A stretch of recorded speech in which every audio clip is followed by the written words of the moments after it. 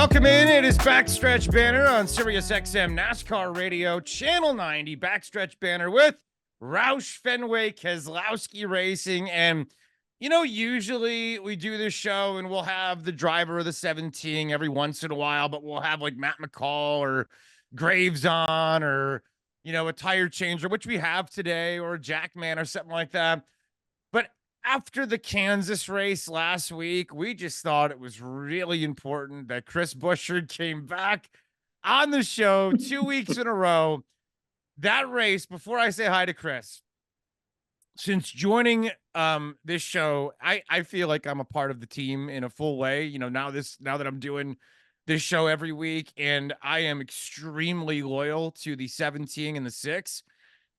And I don't think I've ever been more emotional than I was last weekend from rooting you on as you were about to win the race and thinking you won, and the things coming out of my mouth and I'm jumping up and down, and then so many bad 4-letter words that followed after that. I mean, it was an emotional roller coaster on Sunday in Kansas. Chris Buescher, that was me in Nashville. I can't imagine being the one driving the car. They say you finished P2. I will just say I don't believe it. I've watched it 500 times. I don't see any way scientifically that you lost. But whatever, we want NASCAR to be nice to us. So, Buescher, hello. I'll have you explain what happened Sunday. How are you, pal? All things considered, not bad right now. Well, good. I'm glad. Finishing second's nothing to sneeze at. That's the thing. It's like you're in a great spot for the playoffs. You helped yourself in the standings. You won stage 2. There's a lot of good that came out of the weekend. So let's just put it out there. It was a great weekend for the team. But when your point, whatever they decided it was, 0.0001 second behind the leader in second, which again, they can show me every laser photo in the world. Every time I watch the video, it suggests the 17 gets across the finish first and that your car is in front. Not just like 50% of the time. Every time I watch the video. But what was that? Tell me about Sunday night, what you were going through, the emotions, all of it. Yeah, first off, it was 99.5% solid day. There was a great fire off speed once we got in the race. It was all about those small numbers on the weekend. Apparently, we missed the final round of qualifying by 0.002. So her, trusting the transponders there to help us out the next go around, and then that didn't work out either at the end. But all things considered, it was an awesome day. It's gonna hurt for a long time for a lot of different reasons. We've got 4 runner-up finishes at RFK this year now. That's it stings to be that close and not be able to pull it off yet. Our first runner-up finish was at Phoenix earlier in the year, and in that one, I was thrilled with second. It was a race. I'm pretty sure it was Christopher Bell. I want to say Christopher Bell won by 6 seconds or something like that. It was ridiculous, and the rest of the field was fighting for second place, and we outdid the rest of the field at least, and was really, really happy with that day. But this one here felt a lot different to be that close. To think you won it for half a lap after the checkered flag, and we're sitting there staring at the scoring pylons and looking over across the infield. I'm like, man, we just pulled this off, and trying not to celebrate too soon, waiting it out all the way down the back, and having that emotion that says you won, and TV or radio coming up to us on the pit box and asking about the win, and then like that strange eerie feeling that says, wait a minute, we messed up. So that was a rough go in a lot of ways. It's somewhere down the road we're going to look back at it and see the closest finish in NASCAR history. and to be a part of that, albeit on the wrong side of it. At some point, that'll be a cool stat. Right now, it's not. Really could not care any less about that. That stat at this exact moment. I know it was good racing and exciting finish, but we're upset about it, right? I mean, you want to win races, and when we have chances to do that, have the speed that we had in our Castrol Edge Mustang. I mean, that was fantastic, and just got to take that, channel it, head into the next week. Go to Darlington and go win one there.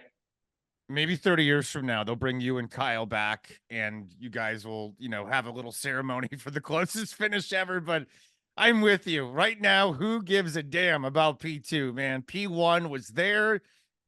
I still think you won. I mean, I'll just say it. I'm not just saying it because I am doing the show with you. I am adamant. I've watched it.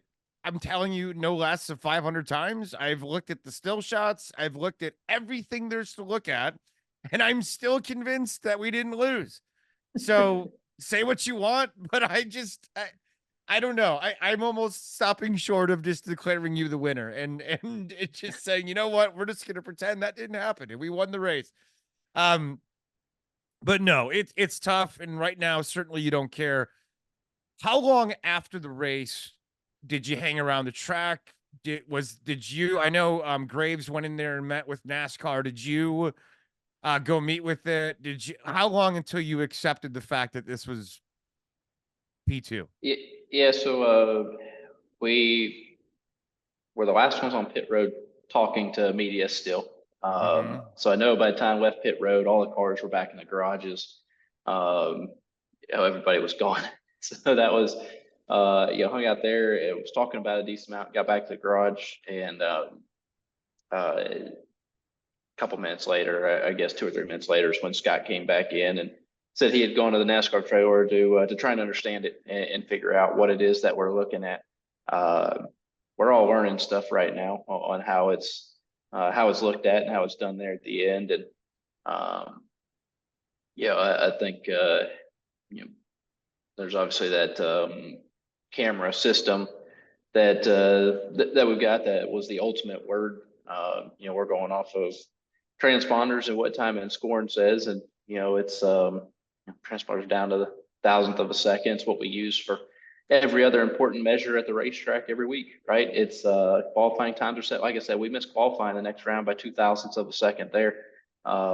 We trusted it then, but it's just going through and trying to figure out how it's done and trying to understand it. It's frustrating. We want the results to be different more than anybody else, right? So hung around. We cars went through tech. Hung out, just sick to our stomach, man. Try not to throw up there for a couple hours afterwards. Once we cleared tech, we all sat there and tried to joke about it a little bit, loaded up, and took off back home. So time to regroup, hit the reset button, and go to Darlington and figure out how to go make a less exciting finish there, and for the rest of the field, and a more exciting one for us. Yeah, exactly. You just make sure everything's good by the end of the race in Darlington, and we're in victory lane, and there's no controversy. There's no, flash photos from a camera that's hundreds of yards away that I don't understand. I don't get it. I don't understand the positioning of the thing. I still question the photo. I'm sorry. Where's the finish line? I don't know. It's wild to me, but anyway, it is what it is. We move on. And hopefully, like we don't have a 0.0001. You're comfortably in victory lane, and Brad can be in second. That's cool too. We can do a nice 1-2, and everybody's happy when we go to Darlington coming up.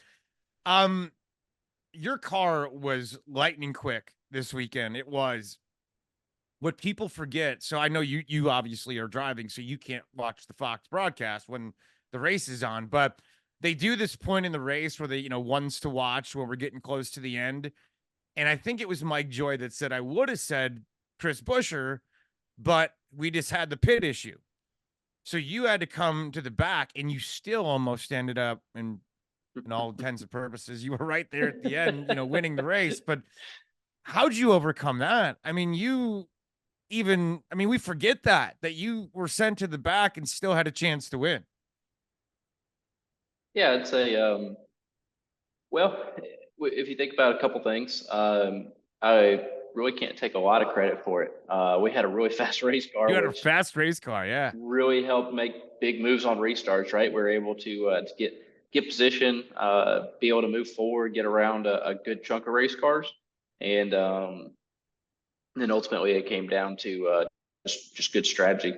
Scott and in our group on top of the box, they made a call to come in, and Pitt had actually scuffed the wall on one of those restarts where everybody checked up and just scuffed with the right rear. And I think it was one of those moments where may have just been that extra little push to go ahead and pit and get off sequence and set us up. And that's what we were kind of banking on there. We got up front. We were in a great place. Was going to run it out and hopefully not run out of fuel. We were going to be close along with the 11 car there. And then that last caution, ultimately we had our tracks at that point. We're able to put tires on it. It was another good call to take two, put us on the front row there with a chance to go get that thing. So I certainly played it over in my mind. Like you watched it. I've gone through it 100 different times and I've done something different every time. And in my mind, we win every single one of them. So yeah, that's a little more refreshing. But no kidding. I promise you, when we get back to that position next time, we're going to be in a better place and ready to make bigger decisions and make sure it ends a little bit differently for us.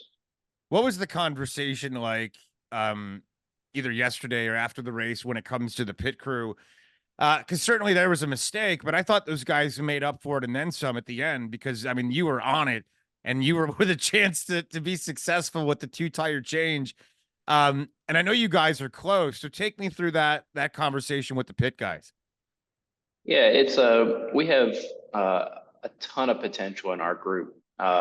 It's the group that we won 3 races with last year. We've had some great pit stops this year. We've got a couple little things to clean up, and we know that. But the speed is there. The passion is there. We have a really good chemistry across the group. But at the end of the day, we are human. And also, we have a very green group in a lot of ways. So when you start looking at it that way, you've got to get experience underneath you. And like I said, the sky is really the limit for our 17 bunch. And what we're going to be able to accomplish is just going to take some morning growing pains along the way, I guess. And so I know we are better than what that one stop was as individuals. Each and every one of us as a group, we're better than that. We know that they proved it all race long. Just one hiccup can get you behind. We were able to bounce back from it, and what a story it'd have been if we could have had that last thousandth of a second. But it's days like that where you gotta keep your head down, stay in it, and recover. It does show a high level of maturity. Like I said, for a very green group to be able to put your head down, get back in the game, and get after it, and have some really solid stops. That's the maturity level that you need to be able to perform at the highest level, not only when something goes bad, but also when the pressure's on and it's the best of days. So, like I said, just experience, need a little bit more experience, time to clean up a little bit here and there. And, just right now, you just got to take a breath, right? Take a breath and remember that you're here for a reason, because you're very good at what you do. And let's go do it, and let's go show up. I want to revisit something we said last week. Chris Buescher with us today. It's Sirius XM's Backstretch Banter with RFK Racing. Driver of the 17 Ford Mustang. You are, I believe, Castrol edging it again, or is that Brad who's in Castrol Edge this weekend? We're fifth third. Fifth third, and you just had the big fifth third day, which was really cool. Seeing you guys do all the community service over the weekend, or on Friday, I think it was. It was awesome to see that on 5-3. So we'll talk about that in a second. Great sponsors, though. I thought the Castrol Edge car looked really sweet, and it would have looked really cool in Victory Lane this past weekend. But a chance to get fifth, third in Darlington coming up, and certainly you got to put this one behind you. Yesterday, and for those that don't know, we're taping this on a Tuesday, right? Even though it's airing on a Wednesday. But the reason I'm saying that is because yesterday was Monday.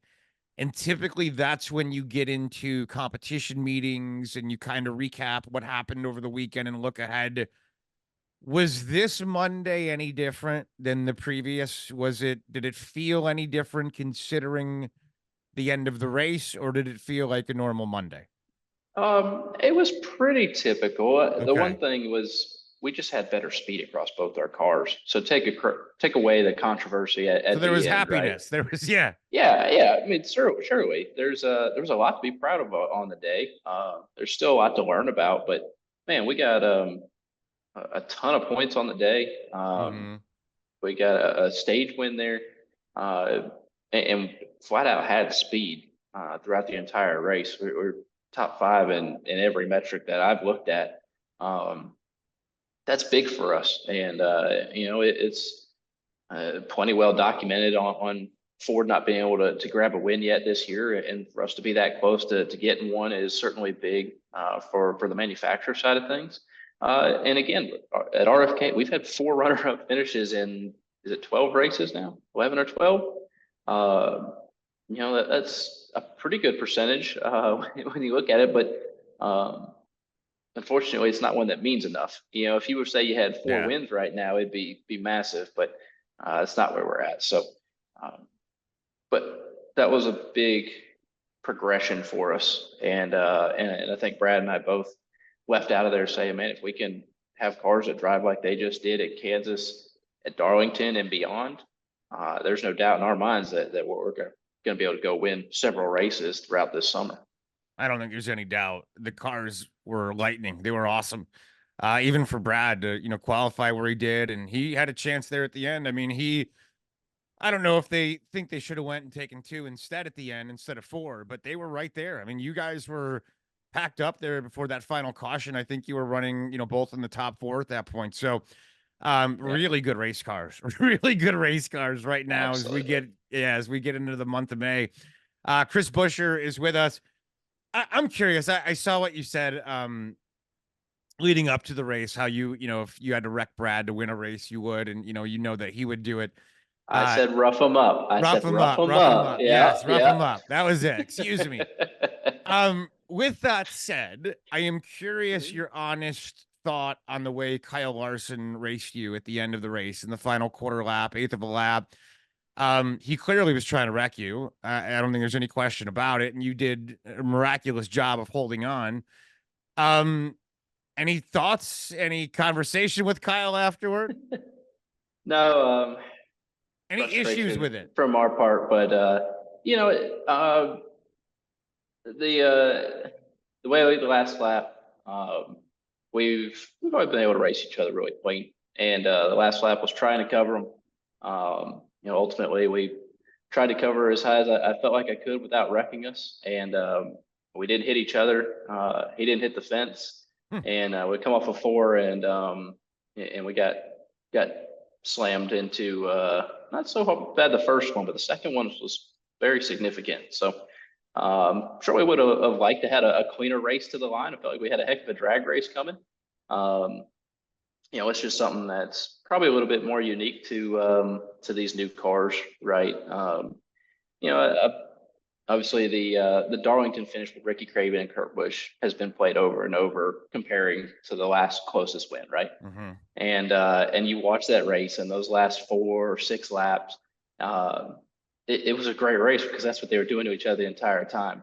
Um, we didn't have that, and so to have the Dorsum come to the line, I'm going to be a little sour about it because we lost from it, and didn't feel like it was warranted at that time. We hadn't started slamming into each other at any point beforehand, and gave them room to where nobody was in the fence all the way off of 4. So not a lot of room, but Yeah, uh, yeah. but but nonetheless room to be able to have a good clean race to the finish line. So um, it obviously worked. I guess we didn't get to see just a straight drag race and side by side what it would have looked like come to the line. And even so, I'd say there probably would have been tire marks all down the sides. If you were close together, it started just leaning on each other. But the second slam almost turned us right into the infield there. We talked about this last week. These 1.5 mile courses have become kind of rare now, even though they used to be the standard. They used to be the cookie cutter courses, and they're producing incredible racing right now with the next gen car and what we saw last week. I saw a lot of people saying, let's give Chicago another chance. How you feeling about the 1.5 miles and the racing that's being produced, especially after what we just saw? You know what? Sometimes we can get ourselves in trouble by trying to over control things, right? Yeah. And we went through that period of time where our sport, our fans said we had way too many 1.5 miles and they were too boring, and now everyone's going to flip their script here, and they're going to say we should be going to more. And exactly. You know what? The way I see it, you're going to have good racing from time to time. Every week cannot be the best race you've ever seen. It's not sustainable to ask that of a sport. One, we're not just an entertainment industry. This is sport. This is competition too. It's not the WWE. Right. There should be a car that wins by 3 seconds some weeks. People are going to be better than others at times. So I feel like we can fall into the trap a little too easily of changing stuff so quick when it's probably not necessary. Now, on the flip side of that, our schedule mix-up has been really solid from where I'm sitting. I've loved that we've tried that we're going to Iowa, for instance, that North Wilkesboro has come back. The street course, but if you look at what we're doing, we're running, was it 5 road courses now? That's a good number. We had 2. Fans said they weren't very good, right? And so 2 was it for a while. Well, then they start turning to great races. Next thing you know, we had 7. Well, that's too many, in my mind. I mean, we're an asphalt oval sport. And so I want to stay true to that. If we go do 5 road course races a year, then that's good. Take a handful, go mix it up a little bit, have some fun. And I love road racing, so it's not that I don't like it. I don't want to do it every week or every other week. I think there's a balance to it. So just I don't want to get caught in traps of these knee-jerk reactions at times. But I do like that we've had some mix-up through the last couple of years. But please don't go trying to get 1.5 miles on every other weekend right now. We still need this balance of nice mix is good. Nice mix is good. I agree with that. Chris Buescher, our guest, Sirius XM, Backstretch Banter with RFK Racing. Let's take a break. We'll come back. I want to elaborate a little bit on some of those things that we just touched on some of the tracks and the different racing elements and how we've kind of evolved. Because, I really think that little, Netflix burst that happened with F1 got everybody obsessed with road racing for a little bit. But I think it doesn't take long to realize that road racing and it's a little boring compared to, I don't know. I think oval racing is a lot more fun. And it's a lot more fun to go to, in my opinion. The speed involved and especially when you can get a super speedway. I don't know. I prefer the oval. And quite frankly, look at IndyCar, their crown jewel race is an oval. So let's not lie to ourselves. It's a big ass oval, but it's an oval. Let's take a break. We'll come back. We'll talk more about it with Chris Buescher next on Sirius XM NASCAR Radio. All right, we're back here, Sirius XM NASCAR Radio, RFK Racing, Backstretch Banter, Chris Childers, and Chris Buescher. Chris, we were just talking about some of the tracks and the short tracks and road races and stuff like that. Do you think that road racing got sort of a boost because of Netflix and F1 and everybody watching that series for a little while? I think it was good for motorsports just to get eyeballs back on race cars. But how do you view it as a fan when you watch a road race as opposed to an oval race? Am I wrong? I just think ovals are better racing. I mean, I won't say I fully agree with you. Okay.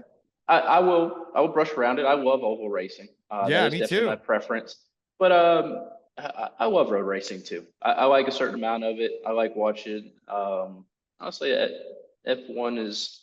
Uh, I like full-bodied cars a lot more. It's definitely been more my speed, and I think watch some of the Trans Am races when we go to the racetrack and we're there with them, or uh, you know NASCAR races at ovals through, or sorry, road course through the years.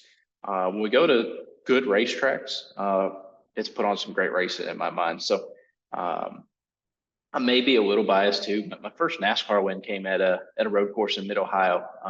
Don't know That's a good exactly how track. that happened. It's a Yeah. great track. I Yeah. love that racetrack. I think Cup cars would be an absolute blast there as Hmm. well.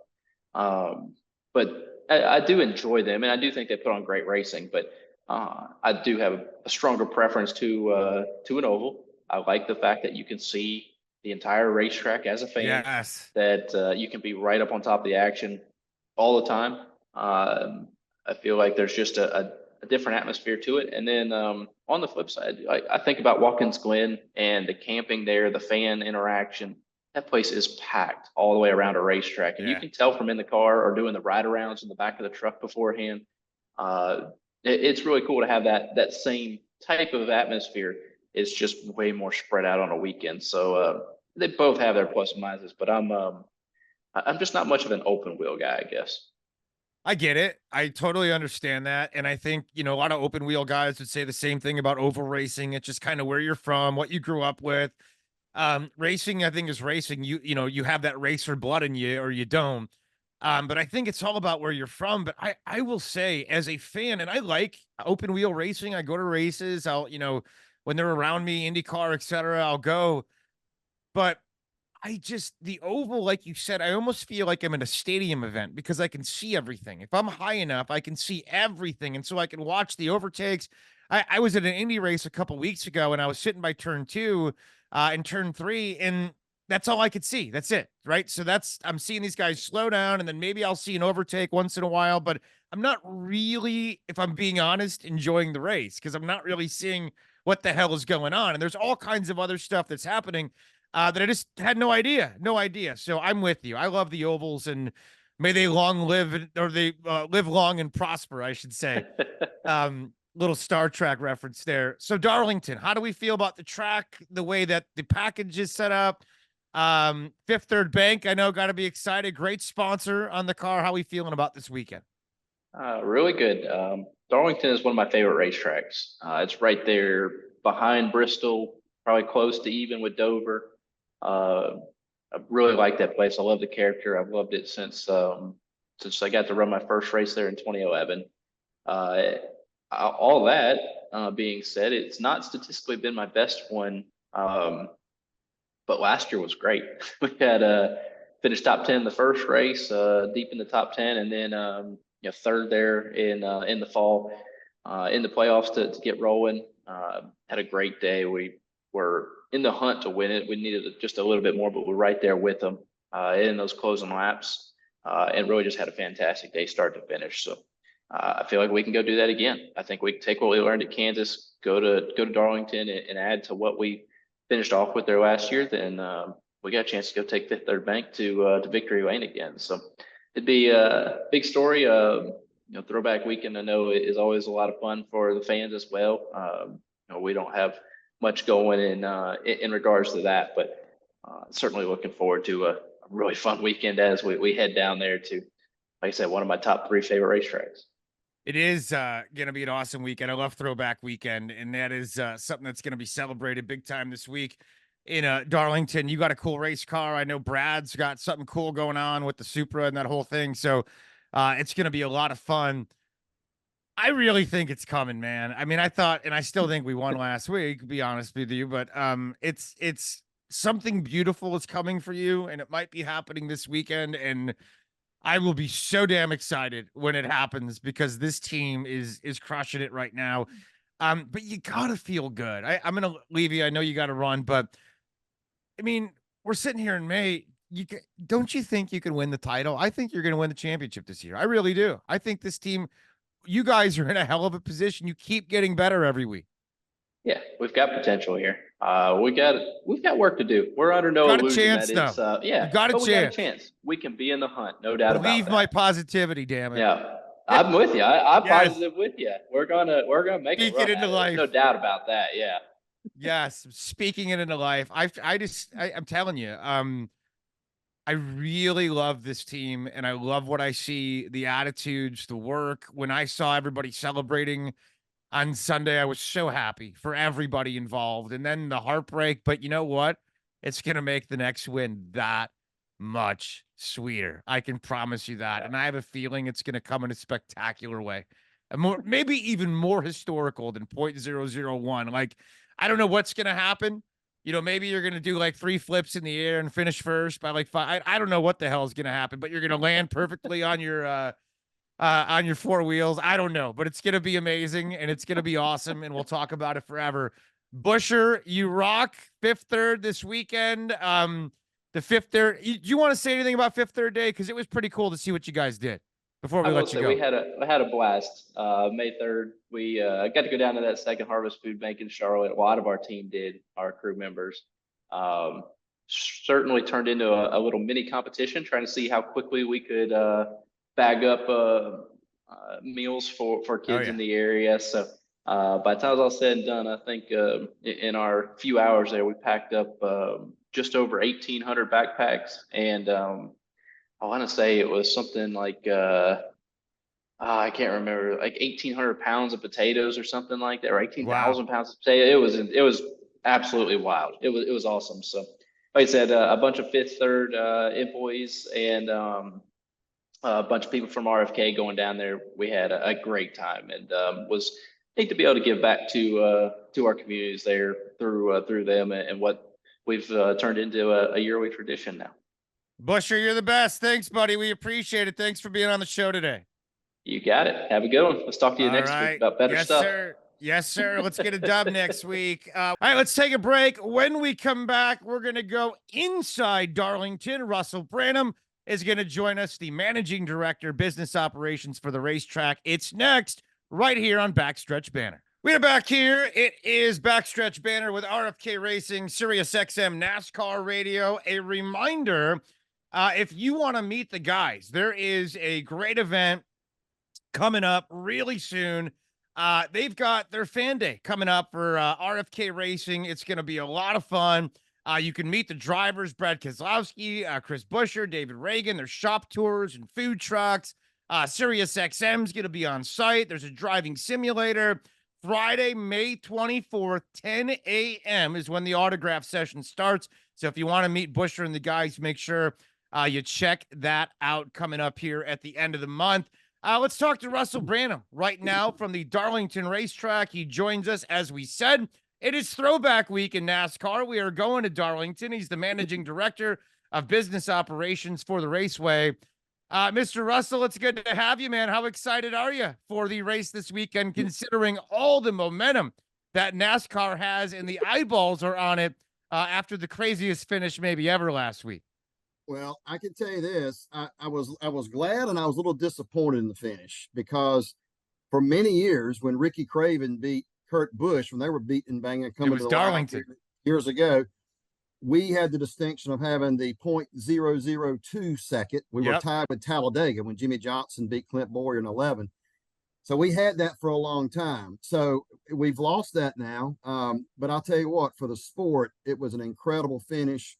The first thing I thought of after Kyle won it was how bad I felt for Chris. I'm telling you, I mean, it was, they give so much effort there, and he had really driven a great race. So, but overall for the sport, incredible finish. It really shows what NASCAR racing is all about.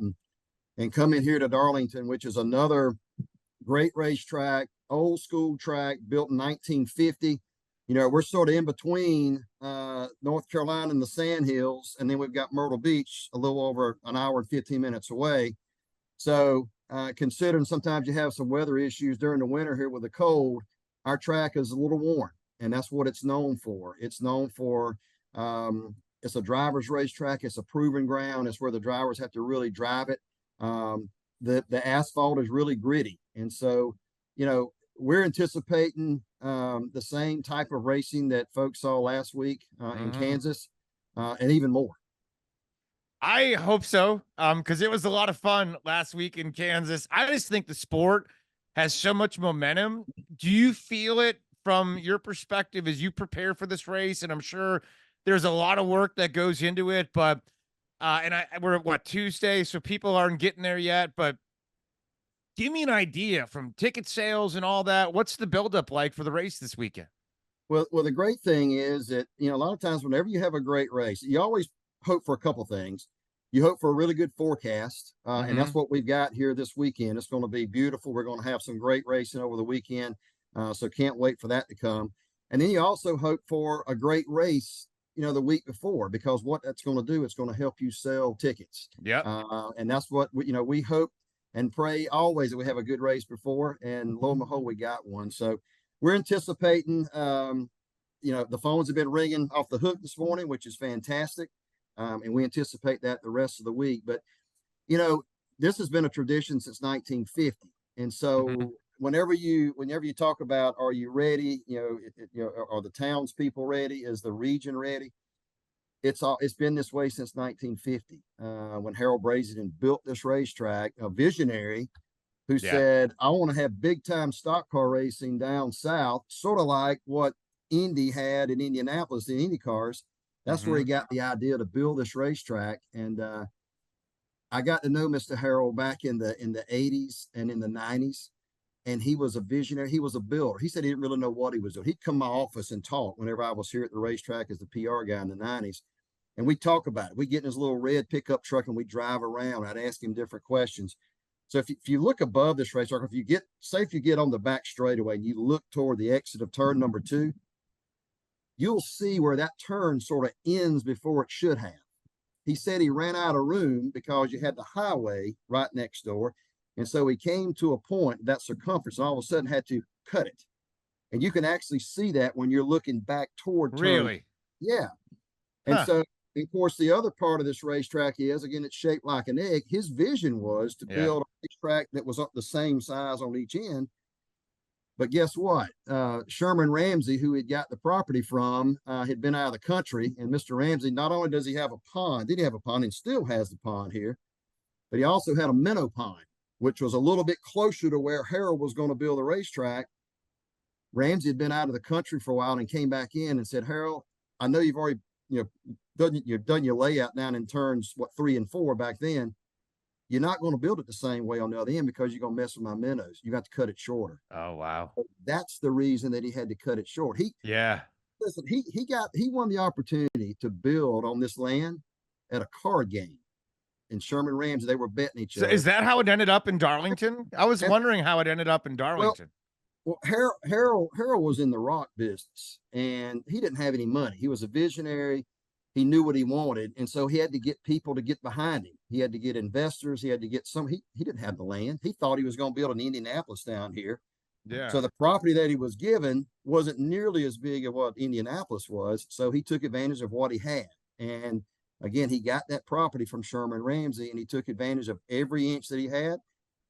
Problem was the minnows were more important than Mr. Ramsey. So we had to cut the corner shorter. So you ask any of the guys today and over history, you may have your car running well in turns 1 and 2, which is the top of the egg, and down in 3 and 4, you're all over the place. So, and a lot of times some people may get a little confused. We actually moved the start finish line in 1997. Whenever I was here, we moved it from the side that is right up against Highway 151 right here, a 4-lane highway, and moved it to the other side. And the reason for that was we were able to buy property back on that side. We cut a causeway through over a cool babbling brook that we mentioned earlier that opens up to a huge, large parking area. And so that's where we put a lot of our campers and stuff. We were able to buy that property. And so that's the reason why we did that. We were able to build over there. We weren't able to build on this side of the racetrack where the old Calvin grandstand was. So we're able to build over there with Wallace grandstand. And we erected Tyler Tower. We erected Pearson Tower coming out of what is now turn 4. And then we also put Brazen and grandstand over in turn number 1. So that's sort of the quick history on how that. But anyway, That's man, fascinating, actually. I mean, that's cool. this place is so unique. You know, a lot Yeah. of the things that where Harold you would consider where he sort of messed up, because I always called it eyeball construction. He told me he had blueprints, but he didn't really go by 'em. You know, if they needed to change something, they did it. You They'll know, he change didn't. it. Yeah.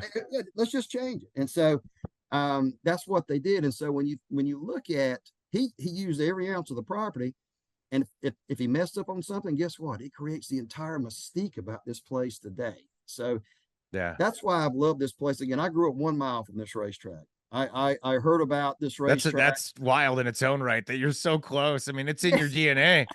from an early age, man. I came to races here with my uncle, with my first cousin. We went to races all over the Southeast. It was a great thing. My uncle was single. He would pay for my ticket, pay for my food, pay for the hotel. We'd go here, Martinsville, Rockingham, Charlotte, Martinsville, North Wilkesboro. Sometimes we go to Bristol. Every summer went to Daytona. But we were always here at Darlington, and I can remember being on the playground at my elementary school, which was really a half-mile away, Pate Elementary, and you could hear the cars back I then. bet. And I bet. like, man, it felt like they were right next door Sure. because it was so loud. It was so freaking loud. But so they would practice. That's a good recess. Yeah. Hey, well, so on Thursday they'd practice in the morning, and my uncle would come pick me up about 1, and we'd come out here and we'd watch qualifying. Yeah. But this is no joke.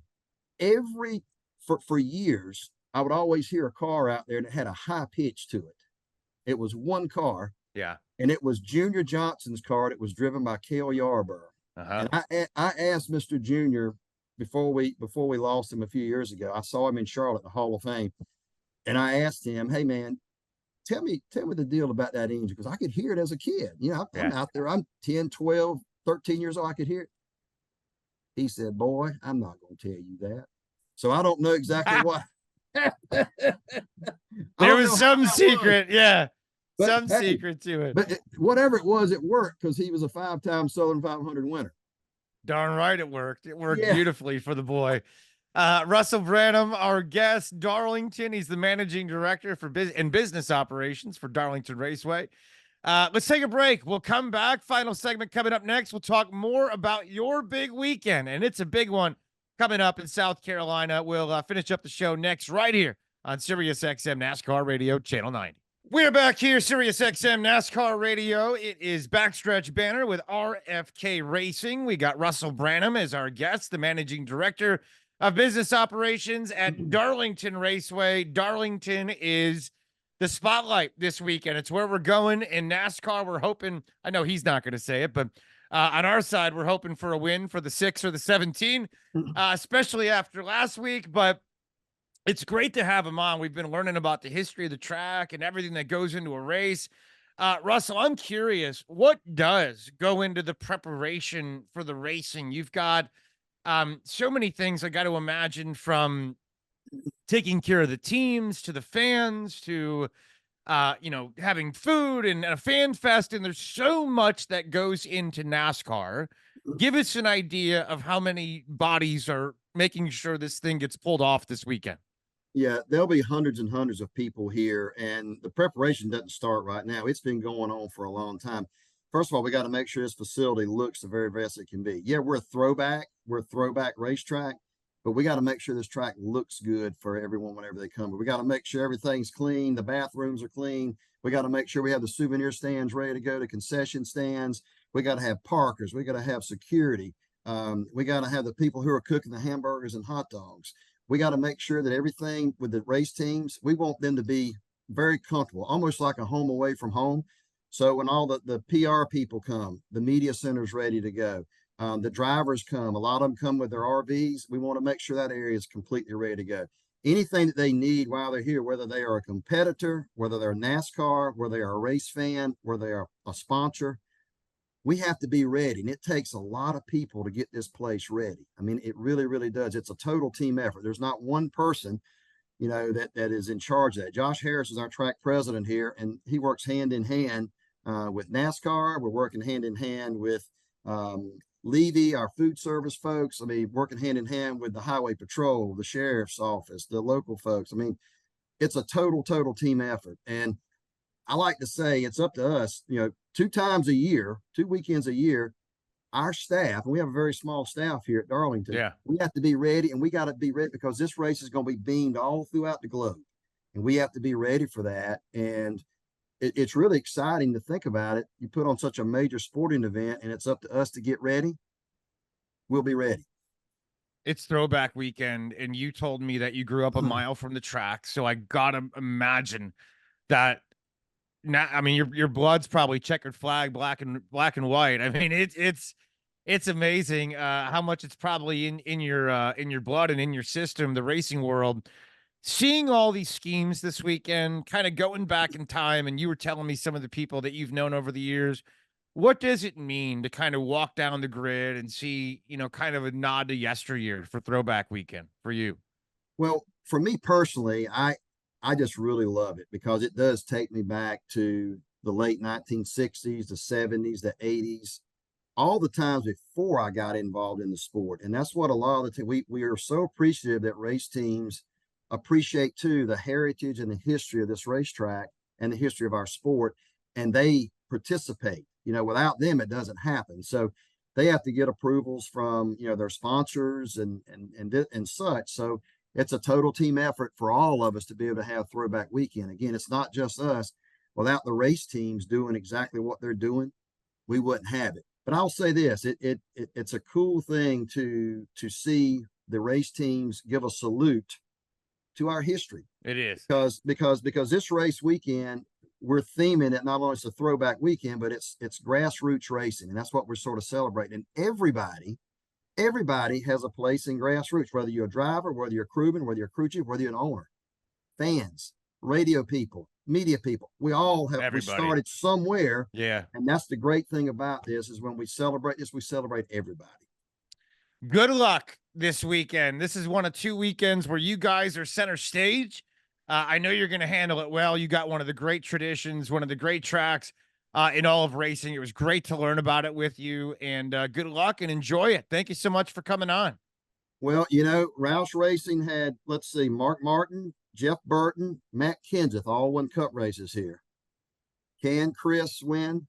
And can Brad go back to victory lane here in one of his own cars? So he's going to be in a really cool Castrol Edge Toyota Supra GT little throwback this weekend, which is going to be really cool, which made its debut in 95, the Castrol Tom. Pretty awesome. Well, we are excited about it. We are going to be watching it. It's throwback weekend in Darlington. I want to thank everybody for helping us with this show today, from Thomas Burfield, Alec Wallet, our producer, Elijah, Kevin Wood, Brandon Lee, 2 of the great human beings to ever live, Brandon and Kevin. Kevin's got some of the great hair in the world. We appreciate them. We are done. Mr. Branham, have fun. We'll see everybody next week. It is Backstretch Banter, Roush Fenway Racing, Sirius XM, Channel 90. Have a great week, everybody.